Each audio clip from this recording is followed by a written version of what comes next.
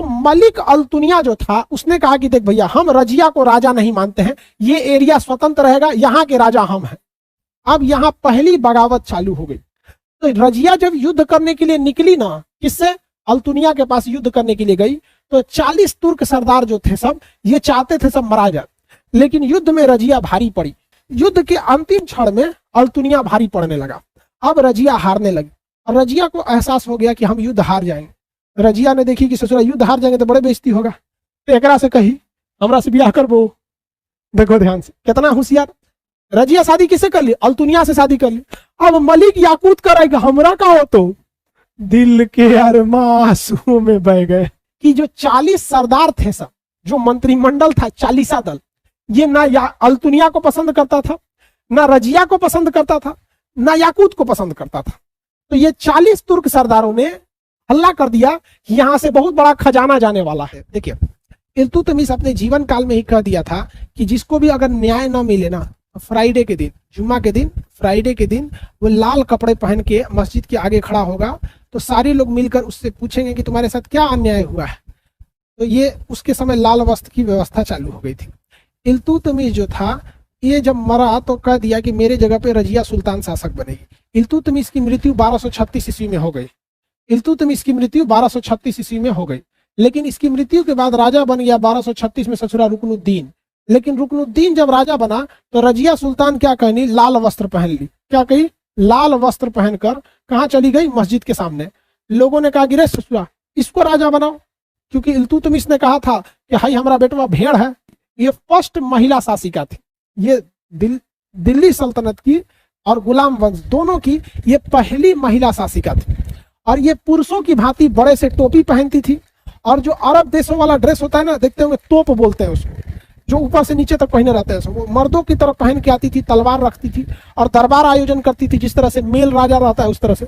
इसका कहने का मतलब था राजा एक पद का नाम है, इस पे लड़का बैठे या लड़की बैठे इससे फर्क नहीं पड़ता, लेकिन इसको अंदर ही अंदर 40 तुर्क सरदार जो थे वो पसंद नहीं करते थे।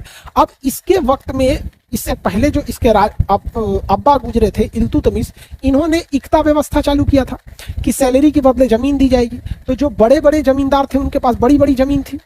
अब इसका जो ये सैलरी के बदले ये भी जमीन देती थी, लेकिन ये 40 दल को वैल्यू नहीं देती थी, बल्कि ये एक दिल्ली के ही एक इक्तादार था, यानी अधिकारी था, जिसके पास भी जमीन मिलती थी वेतन के बदले। उसका नाम था मलिक याकूत। मलिक याकूत से इसका बड़ा घनिष्ठ संबंध था, मिलती थी उससे, इससे बुलाती थी, अकेले में बात करती थी।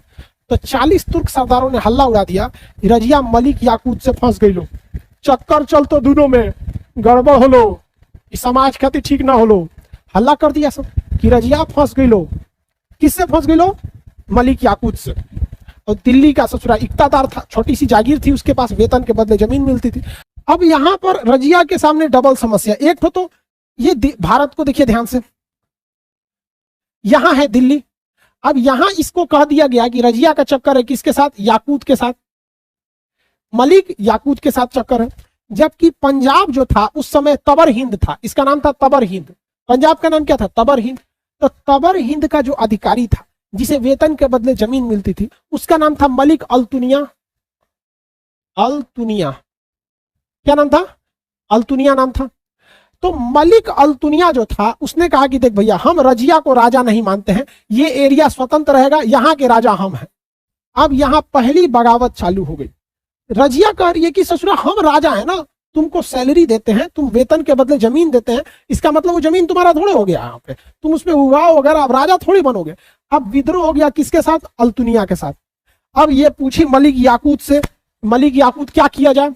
कहा कि युद्ध कर दो। 40 तुर्क सरदारों से पूछी क्या करना चाहिए, तो कहा कि युद्ध कर दो। तो रजिया जब युद्ध करने के लिए निकली ना, किससे? अल्तुनिया के पास युद्ध करने के लिए गई, तो 40 तुर्क सरदार जो थे सब ये चाहते थे सब मरा जाए, लेकिन युद्ध में रजिया भारी पड़ी। युद्ध में रजिया भारी पड़ गई और अल्तुनिया को शुरुआती दौर में मलिक अल्तुनिया जो था इसको हार का सामना करना पड़ा। लेकिन युद्ध एक दिन में खत्म तो हो नहीं जाता है, लंबा चला। युद्ध के अंतिम क्षण में अल्तुनिया भारी पड़ने लगा। अब रजिया हारने लगी और रजिया को एहसास हो गया कि हम युद्ध हार जाएंगे। रजिया ने देखी कि ससुरा युद्ध हार जाएंगे तो बड़े बेइज्जती होगा, तो एकरा से कही हमरा से ब्याह करबो। देखो ध्यान से, कितना होशियार, जानती है कि हार जाएगा तो भी तुम मेरे नीचे रहेगा। अब ब्याह कर लेंगे तो तू मेरा पति बनेगा, दिन भर में 4 बार तोरा डांटेंगे, ऐसे रहा जाता है, ऐसे खाना खाया जाता है, ऐसे कपड़ा पहना जाता है, 4 बार डांटेगी तो ओकरा से कही कि हमसे ब्याह कर लो। अब आप बताइए, मलिक अल्तुनिया के जगह अगर आप रहते तो क्या ये ऑफर ठुकराते? आप में से कोई लड़का इतना बड़ा ऑफर ठुकराएगा? बताओ भैया।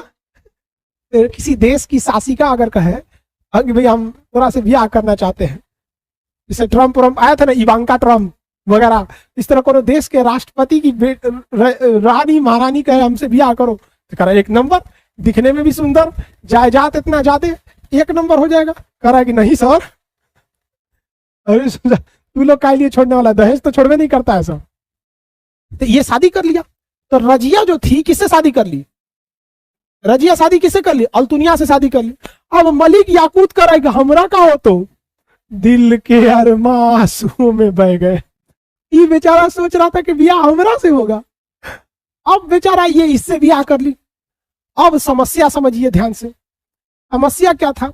समस्या ये था कि जो 40 सरदार थे सब, जो मंत्रिमंडल था 40 दल, ये ना अल्तुनिया को पसंद करता था, ना रजिया को पसंद करता था, ना याकूत को पसंद करता था। तो ये 40 तुर्क सरदारों ने हल्ला कर दिया कि यहां से बहुत बड़ा खजाना जाने वाला है। अब डाकुओं का जो गिरोह था वो 1240 ईस्वी में, ये 1236 से 40 तक इसका शासन रहा था, 36 से 40। यहाँ डाकुओं के सरदार जो थे सब, वो हरियाणा की एक जगह है कैथल, हरियाणा में एक जगह है कैथल, वहां रजिया और अल्तुनिया के काफिला पर हमला कर दिया, ये सोच के कि इसमें डाकू है सब, अब दोनों को मार दिया। बाद में देखे सब कि जा तो सुराई, तो राजा को मार दिए, यहाँ के रानी को मार दिए, डाकू भाग गया सब। अब हमला करना चाहिए 40 तुर्क सरदारों को ना, कि तुमने मेरे राजा रानी को क्यों मारा, ये हमले नहीं किया था, कहा हम तो चाहिए रहते कि मारा जाए। अब ये बच गया अल्तुनिया, तो 40 तुर्क सरदार एक और उड़ा दिया सब। तो इधर गया याकूत, इधर गया अल्तुनिया, इधर गई रजिया, चौपट हो गई रजिया, मरा गई यहाँ पर। 40 तुर्क सरदार जो थे सब अब कह सके अब हम किसी पुरुष राजा को यहाँ रखेंगे। तो ये समाज बड़ी उटपटांग है, महिलाओं को बराबरी का जल्दी दर्जा देता नहीं है, बड़ा मुश्किल से देता है ये दर्जा। तीनों साफ हो गए सब, तीनों के तीनों साफ हो गए सब। तो बताइए, रजिया सुल्तान एक योग्य शासिका थी, इसमें कोई दो राय नहीं। इतिहासकार कहते हैं कि रजिया अगर महिला न होती तो दिल्ली सल्तनत की बहुत ही श्रेष्ठ शासिका रहती, उसकी गिनती एक महान शासकों में गिनी जाती। लेकिन रजिया एक असफल शासक थी, लेकिन अयोग्य शासक नहीं थी। उसकी असफलता का मुख्य कारण रजिया का महिला होना था, न कि उसकी असफलता का कारण उसकी अयोग्यता थी। तो रजिया एक योग्य शासक थी, किंतु वो असफल रही थी क्योंकि उसकी असफलता का मुख्य कारण महिला होना था। समझ में आ गया?